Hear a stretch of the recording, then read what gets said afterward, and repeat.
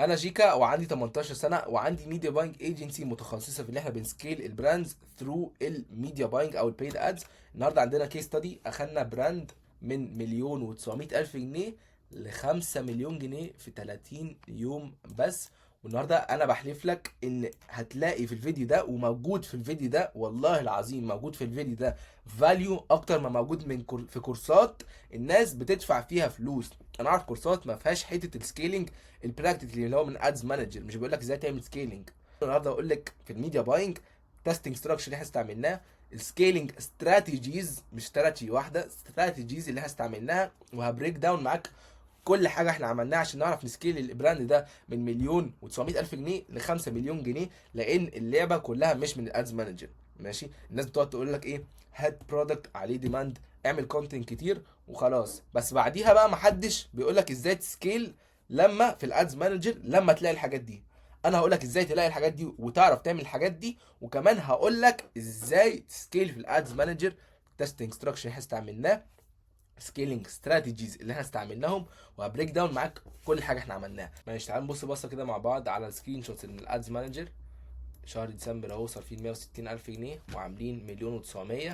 شهر جان اللي وراه على طول صرفنا نص مليون جنيه وعملنا 5 مليون جنيه، ترن اسبند 10.42. قبل ما نبدا عاوز افهم الناس حاجه، ان الميديا باينج مش سحر. البراند بتاعك لو فاشل، مش قصدي اقول ان هو فاشل، بس لو البراند بتاعتك حاجات وحشه وحطيتها قدام ناس اكتر، لان دي شغلانه الميديا باينج، انت بتاخد حاجات البرودكتس بتاعتك وتحطها قدام ناس اكتر.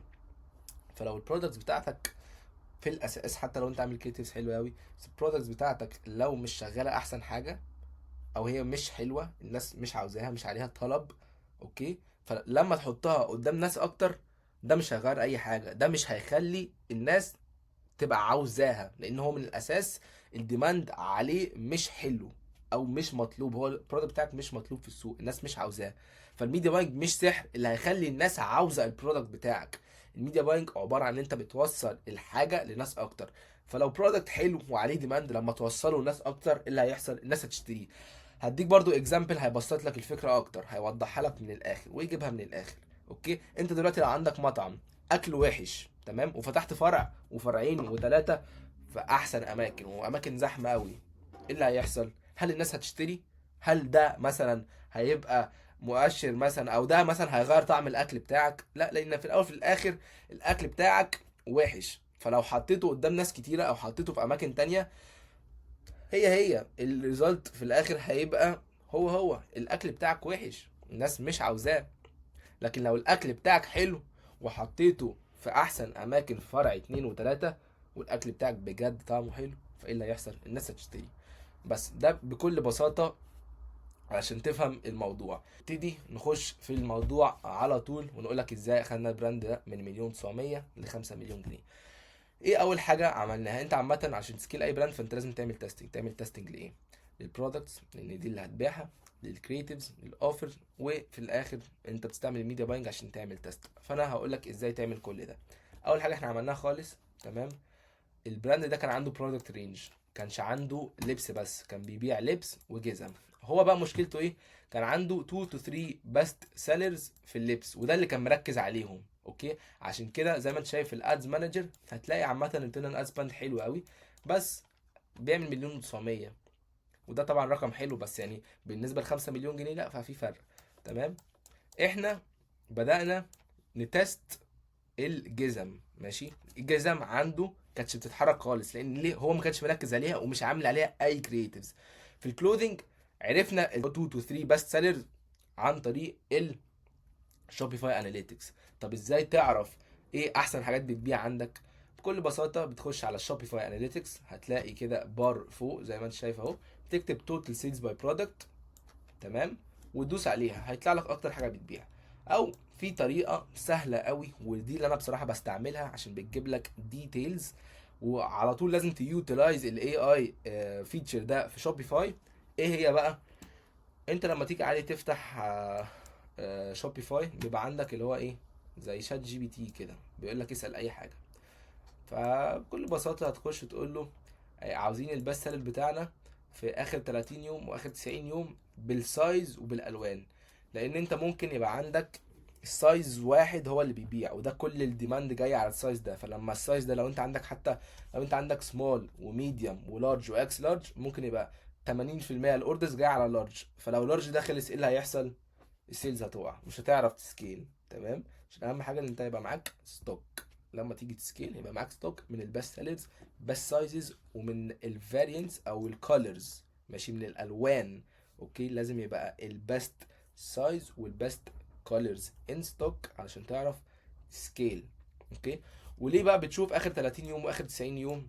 بتشوف اخر 30 يوم علشان طبيعي اللي انت بعته في اخر 30 يوم غير اللي انت بعته في اخر 90 يوم. ففي حاجات ممكن تبقى مثلا ماتت، او في حاجات مثلا بس سيلرز جداد يبقوا طلعوا. لان انت ممكن مثلا فور اكزامبل في ال 60 يوم هو مثلا 90 يوم، فال 60 يوم اللي قبل اخر 30 يوم دول كان عندك برودكت وينر، بس مثلا السيزون بتاعه خلص او هو مات خلاص.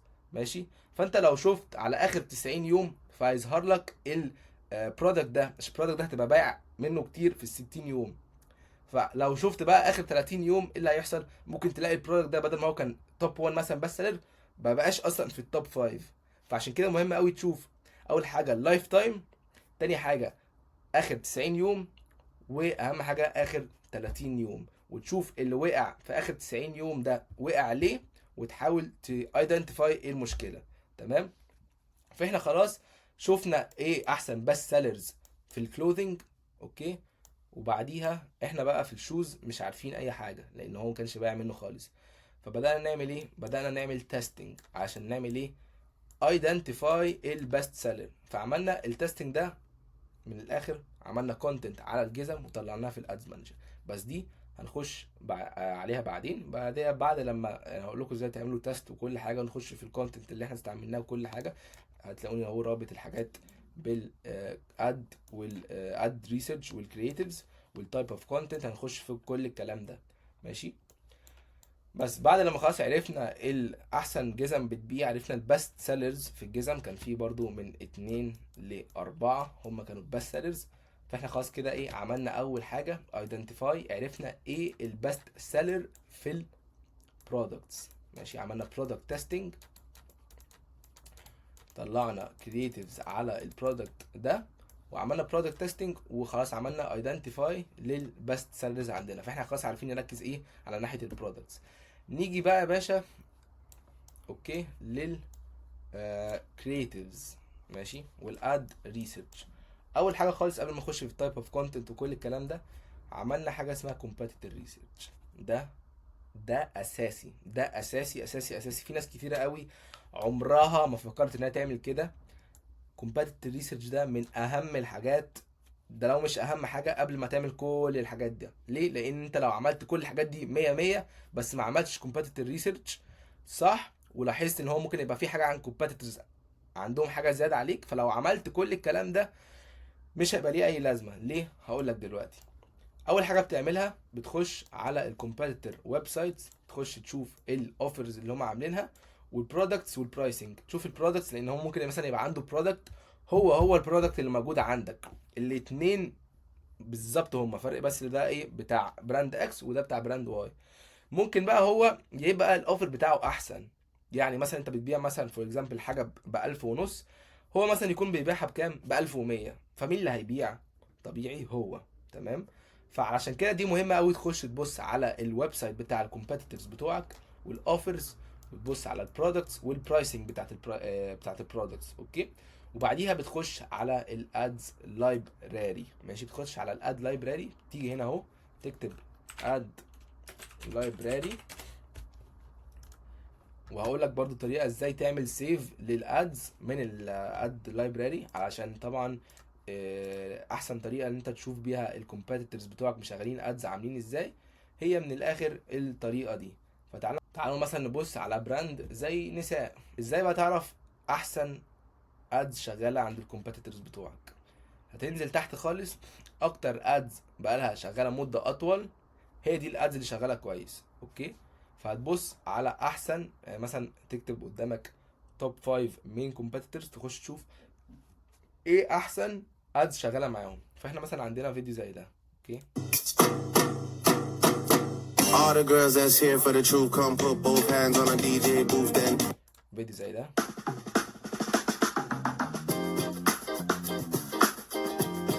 ازاي بقى تعمل لهم سيف؟ ماشي، علشان ممكن مثلا ايه لو هم قفلوا الادز دي، فالادز دي هتختفي. هقول لك ازاي دلوقتي تعمل سيف. هتخش اول حاجه تدوس كوبي اد لينك، تقوم داخل هنا عامل بيست، هيطلع لك الفيديو بالمنظر ده. تقوم دايس هنا انسبكت، وبعديها تيجي هنا ماشي، هتهوفر كده اول لما تلاقي الفيديو اتعمل عليه ازرق، تقوم دايس open in a new tab، هيظهر لك بالمنظر ده. بكل بساطة هتقوم دايس رايت كليك تاني وتعمل save video as، بس كده. وتسميه بقى مثلا ايه، reference اي حاجة .mp4 save، بس كده يا باشا اتنزل عندك. داونلود لاي حاجة تانية هتعمل برضو نفس الطريقة دي. عاوز تعمل دي هتعمل كوبي اد لينك، تعمل انسبكت، رايت كليك، اوبن نيو تاج، سيف فيديو از، تسميه اي حاجه .mp4، بس كده. تحطهم في درايف علشان ما يضيعوش. اوكي، بس دي بقى الطريقه اللي احنا بنسيف بيها الادز، وبنشوف ايه احسن كومبيتيتورز، ايه احسن ادز الكومبيتيتورز مشغلينها. نرجع بقى للباقي. بعد خلاص لما عرفنا احسن ادز، لازم طبعا كده كده تشوف برضو ايه احسن ادز شغاله عندك انت. يعني انت كده كده شفت خلاص احسن ادز شغاله عند الكومبيتيتورز، وده مهم قوي. لازم ومهم قوي تشوف ايه احسن تايب اوف كونتنت شغال معاك انت. انت كده كده لازم في الاول تعمل كل تايب اوف كونتنت، ماشي. فايه كل تايب اوف كونتنت؟ عندنا كونتنت ستاتيك ادز، اوكي، عندنا يو جي سي، عندنا لايف ستايل، عندنا فيت شيكس بقى اللي هم في المرايه، او عادي بتحط التليفون كده وتقوم مصور. عندنا فاوندر لاد كونتنت اللي هو الفاوندر بنفسه بيطلع ويتكلم عن البرودكت وبتاع، اوكي. وعندنا برضو اي جي سي اللي هو الامبلوي جنريتد كونتنت، اوكي، اللي هم الامبلويز اللي في الشركه دي او في البيزنس دي هم اللي بيعملوا الفيديوز. فطبعا كده كده عملنا تيست لكل التايب اوف كونتنت دي، اوكي. وبعديها عملنا ايدنتيفاي لاحسن حاجه واكتر حاجه شغاله معانا، اوكي. وده يرجعنا للبرودكت تيستنج. يعني احنا عملنا برودكت تيستنج على البرودكتس دي بالتايب اوف كونتنت ده. بعد خلاص لما عملنا ايدنتيفاي للبست سيلر في البرودكتس، ايه اللي شغال معانا حلو، عملنا ايدنتيفاي لاكتر كرييتيفز شغاله معانا حلو. فايه اللي اشتغل معانا حلو قوي؟ احسن حاجه اشتغلت معانا نمبر 1 فاوندر لاد كونتنت، تاني حاجه الستاتيك، بعديها 3 اليو جي سي. دول احسن حاجه اشتغلت معانا. كنا برضو بنعمل ايه في الكرييتيف ريسيرش، او اللي احنا بنركز في الكرييتيفز، بنركز على حاجه اسمها اورجانيك ترندز. يعني ايه؟ ان ساعات مثلا بيبقى عندنا ايه كرييتر ضارب كده، فجاه تلاقيه الكرييتر ده في كل حته، اوكي. فده لازم تقفشه بسرعه وتستغله، تقوم باعت له الحاجه عشان يعمل بيها حاجه فيديو ريفيو بتاع يو جي سي، وتستعملها في الادز عندك. هتشتغل حلو قوي. عملنا كده واشتغلت حلو قوي. لاحظنا ان في يو جي سي كرييتر ضارب، ماشي، اللي هو منتشر كده مره واحده، فقفشناه قبل ما يموت. لان في كرييترز بيطلعوا زي البرودكت لايف سايكل، برضو بيبقى في برودكت شغال بيخش خلاص في بلاتو وبعدها يقع. نفس الحاجه في الكرييتر، بيطلع كده ترند ايه مش عارف ايه منتشر قوي وبعدها يقوم واقع. فاحنا لحقناه، قدرنا نعمل منه فلوس كويسه قوي من الفيديو بتاعه، اوكي. وبرضو بنبص على الترندز اللي في التايب اوف كونتنت، لان بيبقى في ساعات مثلا كده برضو تايب اوف كونتنت معين هو اللي بيبقى شغال حلو قوي. فدي برضو حاجه احنا حطيناها ان كونسيدريشن. فخلاص اول ما احنا عملنا ايدنتيفاي لاكتر حاجات شغاله معانا في البرودكتس وفي الكرييتيفز، بس عملنا دبل داون. يعني ايه عملنا دبل داون؟ يعني قعدنا نعمل منهم اكتر واكتر واكتر. كنا بنعمل 80% من الحاجات اللي شغاله، وبرضه سايبين 20% بنتست وبنجرب حاجات جديده، علشان ما ينفعش تبقى معتمد 100% على الحاجات اللي شغاله، لان طبيعي في يوم من الايام هتلاقي الحاجات دي وقعت معاك، اوكي. فجأة كده هتلاقي الدنيا وقعت، مفيش حاجة هتلحقك. فال20% دي ايه لازمتها؟ ان انت بتست حاجات جديدة، عشان لو المين حاجة عندك وقعت، فال20% دي بقى ايه هيبقى انت عملت تيست وطلعت فيها انجلز جديدة او فورماتس جديدة شغالة، عشان الدنيا ما تقعش ما تتهبطش، اوكي. مهم بقى قوي قبل ما نخش في مرحله السكيلينج، لازم برضو تبقى عارف ايه الايديال كاستمر بروفايل بتاعك. لازم تعمل كاستمر ريسيرش. ده مهم قوي علشان ده معتمد على ده، ومعتمد على البرودكتس، ومعتمد على كل حاجه. انت دلوقتي لو بتعمل كونتنت ومش عارف مين الايديال كاستمر بروفايل، مين الايديال ايه هو الايديال كاستمر بروفايل عامه. الايديال كاستمر بروفايل مثلا اللي هو انت بتبيع مثلا فور اكزامبل لناس في كلاس A، ناس نضيفه قوي، اوكي. فانت بتركز طبعا كده كده على كلاس A، وبتركز برضه على كلاس B اللي هم بيبقوا عاوزين يبقوا كلاس A. بس انت عشان تركز مثلا على كلاس A، فلازم كل بقى ايه، نرجع بقى لكل الحاجات دي، الترندز تبقى الترندز بتاع كلاس A. ما ينفعش تجيب لي ترند مثلا بتاع كلاس C وتقول لي انا عامل ترندز اهو وعامل كونتنت زي الفل، والحاجات دي اصلا بتاع كلاس سي. لا، انت لازم تبقى عامل حاجات يبقى شكلها نظيفه، لازم يبقى الكريترز نفسهم يبقوا شكلهم نضاف، الكواليتي تبقى حلوه. ما ينفعش بقى تبقى ايه حاجات اللي هي من الاخر بتاع كلاس سي. عاوز توصل لكلاس ايه، فمفيش حاجه اسمها في الميديا باينج وصلني لكلاس ايه. مفيش زرار بندوس عليه بنوصله لكلاس ايه. لا، ايه اللي بيحدد اللي احنا نوصل لكلاس ايه ولا بي ولا سي ولا دي ولا اف؟ اول حاجه طبعا البرودكت، الكونتنت بتاعك، شكل الموديل عامل ازاي. لان انت لو عاوز الناس تريليت، فانت لو جبت موديل كلاس ايه فالناس هتريليت ليه، اه انا عاوز ابقى زي الشخص ده. لو جبت سيتنج، وبرده خلي بالكم لان السيتنج مهم قوي، لان انت لو بتصور مثلا في حته، مش قصدي يعني، بس حته مش نظيفه مثلا ولا حاجه، فالناس مش هتريليت. لكن انت لو بتنظف، قصدي لو بتصور في مكان الناس ده بتروحه، فالناس هتريليت، هتتخيل نفسها وهي لابسه المنتج ده ورايحه المكان ده، اوكي. فده برضو حاجه نرجع لنا في الديزاير والايموشنز. الناس بتشتري لبس ليه؟ الناس بتشتري لبس عشان من الاخر يبقى الستايل بتاعها حلو. فانت بتنكريس الفاليو بتاع الشخص. لما واحد يلبس لبس حلو، ايه اللي بيحصل؟ الثقه بتاعته بتزيد. انا دلوقتي واحد متشيك وبتاع ونازل، الناس في دماغي الناس بقى هتبص عليا وتقول لي ايه ده، ايه الواد المتشيك ده، الواد ده شيك، الواد ده شكله نضيف، الواد ده معاه فلوس.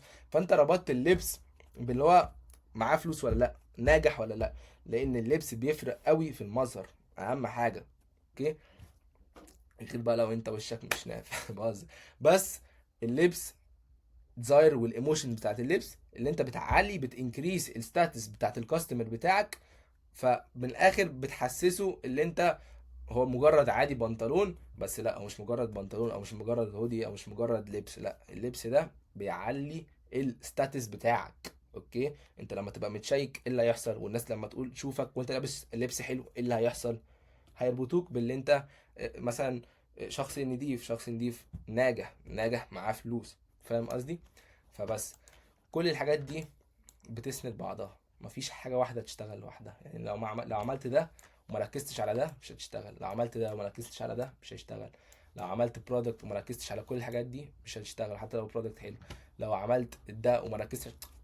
تمشي لكل حاجة عشان ما نقعدش نزيد ونعيد في الكلام. بس كده، نخش بقى ايه في اهم حاجة واهم مرحلة. اوكي خلاص، احنا كده تعالى نعمل ريكاب سريع. عملنا برودكت تيستنج، شوبيفاي اناليتكس، قلت لك ازاي تستعمل وتيوتلايز الاي اي بتاع تشات جي بي تي. وده مهم قوي، انا عاوزك تشات جي بي تي ده افرمه. عندك مثلا الدنيا وقعت، خش قول له الدنيا واقعه ليه. عندك مثلا لاحظت حاجه مش مظبوطه، خش اساله، لان هو معاه داتا وهيعرف يفيدك وهيفيدك كويس قوي. فحاجه زي كده استعملها استعملها استعملها، هتفيدك قوي قوي قوي. على طول عينك يبقى على البرودكتس وانت بتسكيل، لازم بقى وانت بتسكيل، لان احنا خلاص بقى عملنا كونتنت وبتاع. وبرده نسيت اقول حاجه، اللي احنا في الاسبوع ال 80% اللي احنا كنا، اللي هو 80 تقسيمه بتاع 80 20%، احنا كنا بنطلع في الاسبوع من الستاتيك كرييتيفز، اقسم بالله في الاسبوع اكتر من 70 ستاتيك كرييتيف. ايه هو ستاتيك كرييتيف؟ من الاخر هي صوره، اوكي. تبقى الصوره اللي هي بتاعت اللي هي بتبقى جرافيك ديزاين، ماشي. بيبقى فيه برودكت ديتيلز، بيبقى فيه البراندنج بتاع البراند وكده والمنتج بتاعك، اوكي. كنا بنطلع 70 صوره ستاتيك على البست سيلرز. وعندنا برضو فاوندر لاد كونتنت، ماشي. الفاوندر هو اللي كان بيصور، فكنا برضو بنطلع من 10 ل 25 فيديو في الاسبوع. وده طبعا كنا ليه بقى من 10 ل 25 مش اكتر؟ لان الفاوندر نفسه بيبقى مشغول، فساعات مثلا اسبوع ما يصورش كتير، ساعات بيبقى فاضي فبيصور كتير، لان طبعا الفيديوهات دي بتاخد مجهود. واحد صاحب بيزنس اونر، واحد بيزنس اونر، فورا حاجات كتيره قوي. ماشي. وطبعا دي برضو مش معناها اللي هو دي حجه اللي هو ما يصورش، لا، لان هو لما يصور دي احسن حاجه شغاله. عشان برضو الناس اللي بتقول لك لا انا مش فاضي، لا انا مش عارف ايه، الراجل فاهم بيزنس اونر وفاضي يصور من 10 ل 25، والبيزنس بتاعه الحمد لله وما شاء الله بيعمل 5 مليون بلس دلوقتي. فمش مفيش حاجه اسمها انا مش فاضي. عشان لو انتوا عندكم كلاينتس او انت براند اونر الفاوندر ومكسل تعمل انت فيديوهات بنفسك، لان الفيديوهات بنفسك دي ببلاش. انت كل اللي انت هتعمله عشان تصور فيديو مثلا دقيقه، لو عاوز تعمل مثلا 10 فيديوهات اقسم بالله ما هتاخدك اكتر من نص ساعه في يومك. ماشي. وفي الاول في الاخر لو كسلت مش هتبيع. عاوز تبيع اعمل فيديوهات، عشان الفيديوهات دي اكتر حاجه بتشتغل مثلا معاك، لو دي اكتر حاجه بتشتغل معاك. وبرضه حتى لو انت لسه ما عملتهاش تيست فلازم تعمل لها تيست. اوكي. وابتدي جرب، لقيتها شغاله حلو والله هيدوس اكتر واكتر. بس لو انت مكسل ومكسوف ومش عاوز تطلع بوشك، دي مشكلتك. يعني مش عاوز تبيع ما تبيعش، بس لازم كل حاجه وليها تمن. فبس هي دي الفكره. يو جي سي كنا بنطلع برضه، يعني احنا كنا بنطلع قلنا هو 70 ستاتيك كرييتيف من 10 ل 25 فاوندر لاد كونتنت. ويو جي سي كنا بنطلع برضه من 15 ل 25 يو جي سي. يعني كده توتال بنتكلم فوق ال 100 كرييتيف في الاسبوع. طبعا يعني مش هحسبها 100 كرييتيف قوي، بس هي يعتبر 100 كرييتيف، لان ستاتيك صور دي بنطلع منها كميات هبله. يعني بصراحه كواقعي مستحيل براند تعرف تطلع اللي هو 70 مثلا فيديو في الاسبوع. في طبعا براندات بتعمل كده، بس ده مش واقعي قوي في السوق اللي احنا فيه دلوقتي في مصر وبتاع، والسكيل برضو اللي احنا شغالين فيه. يعني 5 مليون جنيه مش رقم يعني متخلف، عكس مثلا لو واحد بيبيع لي 15 20 مليون، فلا يا باشا 100 فيديو في الاسبوع ولا حاجه. اوكي. بس ده كده الكونتنت سيستم اللي احنا كنا ماشيين بيه بعد لما عملنا تيستنج وعملنا برودكت تيستنج. كنا بنطلع الاعداد دي في الاسبوع. تمام. وصلنا لمرحلة الميديا باينج اللي انتوا كلكم مستنيينها. اول حاجة خالص في حاجة اسمها برودكت رينج. اوكي. فانت مثلا لو دلوقتي يعني بتبيع لبس، والبراند اللي هو بيبيع لبس وبيبيع جزم، ما ينفعش تحط الجزم في نفس الادسет بتاعة اللبس. لازم تفرق عشان ده برودكت رينج مختلفة. لو انت بتبيع مثلا تيشيرت عادي ممكن تبيع معاه شورت، بتبيع مثلا لبس عامة مع بعض كله تمام. اوكي. ممكن برضو تقسمها، بس يعني في الاول في الاخر برودكت رينج واحد. اوكي. بس برودكت رينج بقى ايه مختلف خالص، ما ينفعش تحطهم مع بعض. جزمة ولبس ما ينفعش تحطوا مع بعض، فده بيتعمل لها كامبين سيبريت، والجزم بتعمل له كامبين سيبريت. اوكي. فدي اول حاجه احنا عملناها. عملنا كامبينز مخصوصه اونلي للجزم، كامبينز مخصوصه بس لللبس. اوكي. ده الاستراكشر اللي احنا كنا ماشيين في الاول. بدأنا في التستنج فيز. ازاي كنا بنعمل تيست؟ التستنج استراتيجي اللي انا بستعملها بسيطه قوي، ما فيهاش اي فن. ما فيهاش بقى ايه بقى تقعد تعمل واحد مش عارف سي بي او وتسخن هنا وتعمل هنا وترجع لا لا لا لا لا. موضوع بسيط قوي، لان في الوقت اللي انا فيه ده كل الحاجات القديمه دي اتلغت. ما فيش بقى كل الجو ده. الموضوع ريلايد على كذا حاجه. اول حاجه وهي الديماند على البرودكت بتاعك، والكونتنت والكريتيف بتاعتك، والاوفر بتاعك. والكونتنت والكريتيفز من اهم الحاجات، ده لو مش اهم حاجه طبعا بعد البرودكت، لان دي اللي من الاخر الناس بتدوس عليها. فهي بقت بالحاجات دي، ما بقتش بقى بالتستنج معرفش ايه وتعمل ايه وبتاع. لا الموضوع بسيط. فايه التستنج استراتيجي اللي احنا استعملناها؟ كنا بنعمل مثلا كامبين. اوكي. دلوقتي احنا كده عملنا كامبين بيبقى تحتيه كذا ادست. اوكي. دي ادست ودي ادست ودي ادست. ماشي. ومش بنعملها سي بي او، بنحط البادجت على الادست ليفل. يعني لو دول كده ادست، فاحنا بنحط البادجت على الادست ليفل، مش بنحطها على سي بي او. سي بي او دي بنستعملها بس في حاجة تانية خالص. لو لاحظت اهو غششتكم سي بي او سكيلينج دي هنخش فيها دلوقتي، بس احنا بنتكلم في التستنج. اوكي. بعديها بنحط تحت كل ادست من 3 ل5 فيديوز او صور. احنا بنقسم الصور لوحدهم، يعني الصور اهو لوحدهم، والفيدز فيديوهات يعني برضو لوحدهم. اوكي. بنحط تحت كل ادست. يعني احنا مثلا فور اكزامبل لو معانا 15 فيديو و15 صورة، هنعمل لهم تيست ازاي؟ نقسمهم على كذا ادست. هنحط مثلا دي لو دول الصور 15 صورة، فانا اقسمهم على 3 ادست. كل ادست هتاخد 5 صور. اوكي، نفس الحاجة في الفيديو. لو احنا معانا 15 فيديو فانا اقسمهم برضه على 3 ادسets. كل ادست تاخد 5 فيديوهات. اوكي، ولو عندك برضه مش هتحط 5 بالظبط، يعني ممكن تحط 3، ممكن تحط 2، ممكن تحط 1. بس انا بحب احط من 3 ل5 في التستنج عشان ادي متى من الاخر فرايتي اكتر. لان انت لو حطيت مثلا واحد بس، فيديو واحد بس، انت كده فين التستنج اللي انت عملته؟ فاهم؟ انت قايل لي متى اللي انت انا عاوز اصرف على دي بس. اوكي، فانا بحب اعمل تيستنج بالطريقه دي. انا ساعات بحط تحت الادست فيديو واحد عادي خالص، بس ببقى متاكد او ببقى عاوز، ببقى عاملها الهدف، عاوز مثلا الفيديو ده يصرف، عاوز كل الصرف يروح عشان عاوز اعمل تيست للفيديو ده والانجل دي. اوكي، او مثلا انا عارف ان الفيديو ده بيشتغل معايا كل مره حلو، فانا عارف ان هو اشتغل حلو، فانا عاوز الصرف كله يروح له.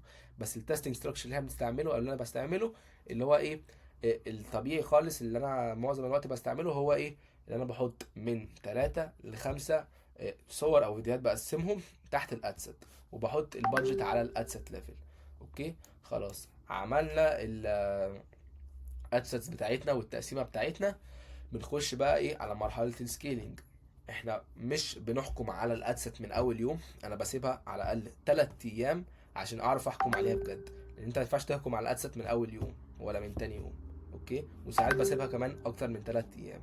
ماشي، بس طبعا في 3 ايام دي بنعمل حاجه اسمها اوبتمايزيشنز، بنوبتمايز على الادست عشان ننهانس الريزلتس. اوكي، ونديلها فرصتها، مش طالما هي مثلا شغاله وحش اول يوم نقفل. لا، انا اقسم بالله في ادسets بشغلها بعد تالت ورابع يوم تبتدي تشتغل حلو، وابتدي اعمل سكيل وبتجيب لي ريزولتس متخلفه. اوكي، فبنتست من يوم لتلاتة، وساعات انا اصلا كمان بسيبها اكتر من 3 ايام، بس في حالات معينه. اوكي، يعني في الاول وفي الاخر هي سنس، على حسب انت بتعرف تقرا الماتريكس عامل ازاي وقرايتك للداتا. اوكي، فده عامه التستنج ستراكشر او التستنج استراتيجي اللي انا هستعملها. نخش بقى في مرحله السكيلينج. ازاي تعرف ان انت جاهز للسكيلينج؟ اول حاجه ان الريتيرن اون اد سبند عندك يبقى عالي قوي. ونخش بقى المرحله التانية اللي هي برايمري ماتريكس انت تبص عليها. ايه البرايمري ماتريكس وانا بسكيل؟ ايه اللي انا بركز عليهم؟ حاجتين بس، ما بقعدش بقى ابص على السي تي ار والسي بي ام والمش عارف ايه. لما باجي بسكيل ببص على برايمري ماتريكس اتنين بس: الكوست بير بيرتشيس والريتيرن اد سبند. لو الكوست بير بيرتشيس والريتيرن اد سبند عندي حلوين، اوكي، وسستينبل وكمان كونسيستنت، فبعمل سكيل. لكن لو عندي مثلا الريتيرن اد سبند يوم 10، يوم 3، يوم 5، يوم 6، يوم 12، ما بعملش سكيل. لازم تبقى كونسيستنت، وكمان يبقوا عالي على حسب طبعا البيزنس بتاعك. يعني انا ما اعرفش بقى ايه، ممكن بيزنسز، يعني انا عندي بيزنس البريك ايفن روس عنده. البريك ايفن روس ده من الاخر اللي هو انت بتكسب فوق ريتيرن اد سبند كام. يعني انت لو بريك ايفن روس عندك مثلا 2، فانت 2 ولا بتخسر ولا بتكسب. اي حاجه فوق 2 انت بتكسب، اي حاجه تحت 2 انت بتخسر. فانا على حسب كل البراند البريك ايفن روس عنده كام، بتسكيل على اساس ده والبروفيتابيلتي بتاعته. انا عندي براند مثلا ريتيرن اد سبند بريك ايفن ريتيرن اد سبند 2، فلما عندي لما مثلا الريتيرن اد سبند يبقى 6 فبسكيل، لا بسكيل. عكس براندات تانية، في براندات تانية ريتيرن اد سبند البريك ايفن ريتيرن اد سبند عندهم 6، فمش بسكيل مثلا غير لو ريتيرن اد سبند فوق ال10. اوكي، فاهمين الفكرة؟ فبس الاتنين زي ما قلت لكم اللي ببص عليهم عشان عايز اوضح النقطة دي: برايمري ماتريكس، كوست بيرشيس، ريتيرن اد سبند. لو الاتنين دول تمام عندي بسكيل، مش بقعد بقى، مش فارقالي اي حاجه تانية، مش فارقالي ولا ببص على السي بي ام ولا على السي تي ار ولا على مش عارف إيه، ما ببصش على حاجه تانية. الاتنين دول زي ما قلت لكم متظبطين عندي، بسكيل. اوكي، ازاي بقى؟ وحاجه برضو مهمه، لازم يبقى في قبل ما تسكيل لازم يبقى في ستوك من البست سيلرز بعد لما عملنا تيستنج. اوكي، ودي انا قلتها لكم.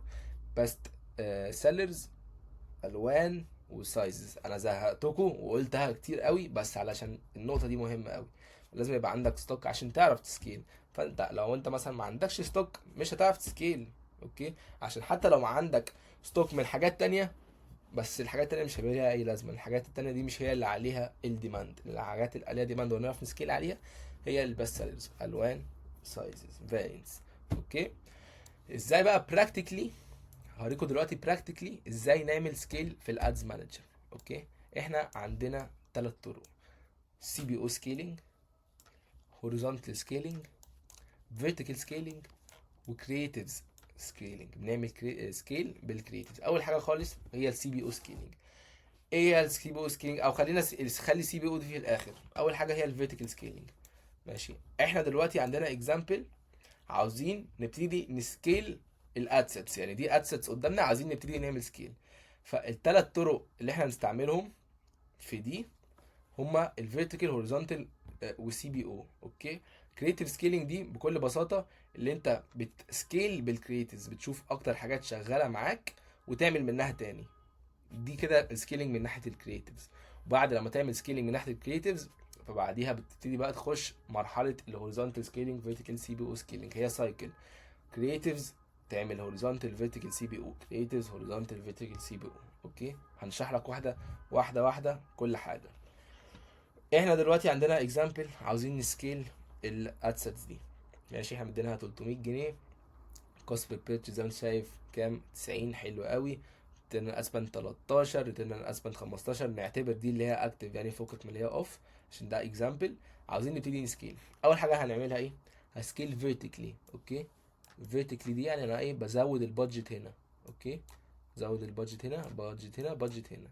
اوكي، ده كده فيرتيكلي. اوكي، هوريزونتال يعني ايه؟ هوريزونتال بتعمل دوبليكيت للادسет دي. واحنا مثلا دي نفترض اللي هي براد، سايبينها براد، ودي برضو براد سايبينها برضو براد. اوكي، فبعمل دوبليكيت. هي مش بغير اي حاجه الا حاجه واحده بس، وهي الانترست.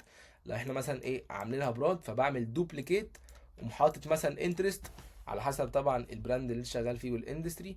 حاجه براد برضو تانية زي مثلا انجيج شوبر، او مثلا لو انت برضو كلوذينج فبتحط مثلا ايه انترست كلوذينج. اوكي، كلوذينج. ودول برضو يعتبر براد، لان انت لو بتبيع حاجات ليها علاقه باللبس انك تحط انترست كلوذينج ده براد البراد، مفيش براد اكتر من كده. اوكي، فبنحط انترست. حاجه تانية برضو كنا بنعملها بنسكيل في لوكالايكس. يعني ايه لوكالايكس؟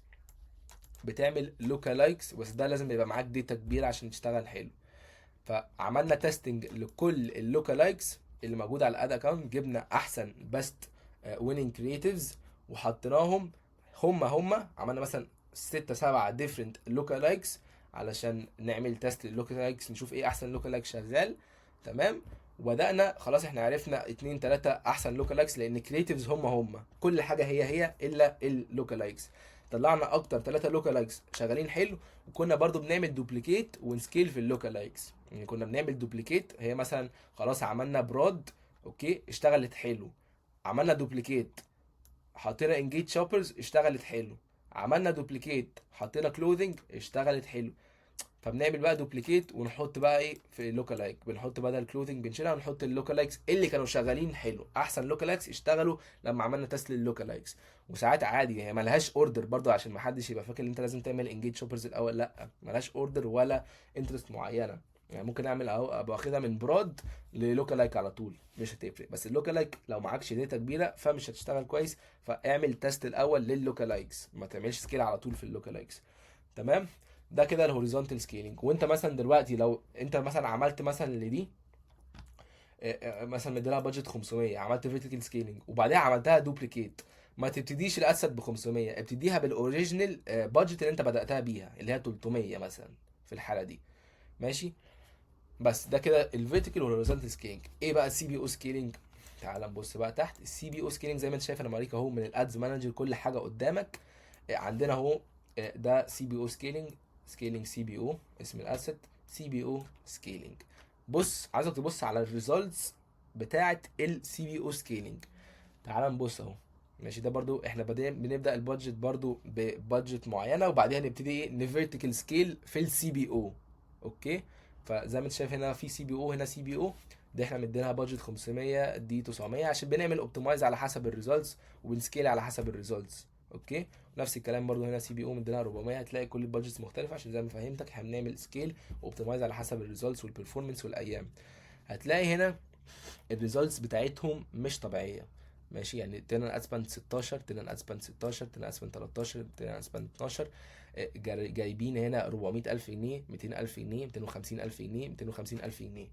وخلي بالك ان سكيلينج سي بي او، يعني هنا مثلا اللي انا مشخبط عليهم دول جواهم التستنج ستراكشر اللي احنا شرحتها لك، اللي هي كانت هنا دي. ماشي، انا نبص هنا، دي فيها التستنج ستراكشر دي. بعديها بعد لما بندوس على الكامبين دي، فبيظهر لك بقى الادسيتس اللي جوه الكامبين. فبنعمل دوبليكيت وفيرتيكال سكيلينج، هوريزونتال سكيلينج وفيرتيكال سكيلينج. وبعديها بناخد احسن 3 ادسيتس شغالين حلو قوي على الاد اكونت، وبعديها بنحطهم في سي بي او. اوكي، فبتاخد احسن 3 ادسيتس شغالين حلو معاك، تقوم حاططهم في ايه؟ حاططهم في كامبين سي بي او. زي ما انت شايف الريزلتس بتاعتهم بجد مش طبيعيه.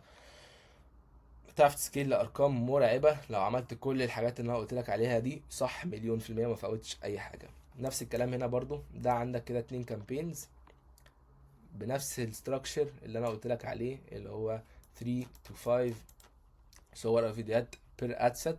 ممكن مثلا يبقى دي جواها 15 ادست، يبقى جواها 5 ادست، مش فارقه. انت برضو بتخش وبتعمل نفس الحاجه، تخش على الكامبين دي، تعمل دوبليكيت اللي شغال حلو، فيرتيكال سكيلينج اللي شغال حلو، وبعديها بتاخد الاحسن من 3 احسن 3 ادست شغالين حلو، تقوم حاططهم في سي بي او.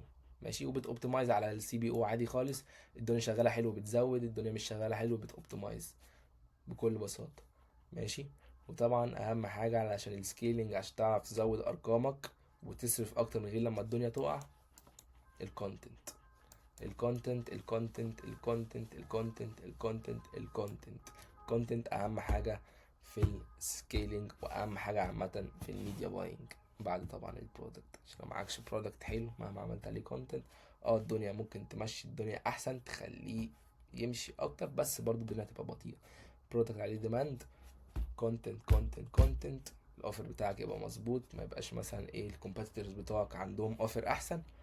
بالطريقه دي صدقني والله العظيم هتعرف توصل لارقام مرعبه وبس. وبالطريقه دي عرفنا نسكيل البراند ده من 160,000 جنيه، صارفين 160,000 جنيه قصدي، وعاملين 1,900,000 ل5 مليون جنيه، واحنا صارفين نص مليون جنيه، تنان اسبند 10.42. بس يا رب تكونوا استفدتوا. اوكي، اي حد عنده براند بيبيع فوق ال 200,000 جنيه ممكن يفل ان اللينك اللي في البايو. اي حد عاوز يحجز كونسلتيشن معانا ممكن برضو يفل يعمل بوك الكونسلتيشن من اللينك اللي تحت.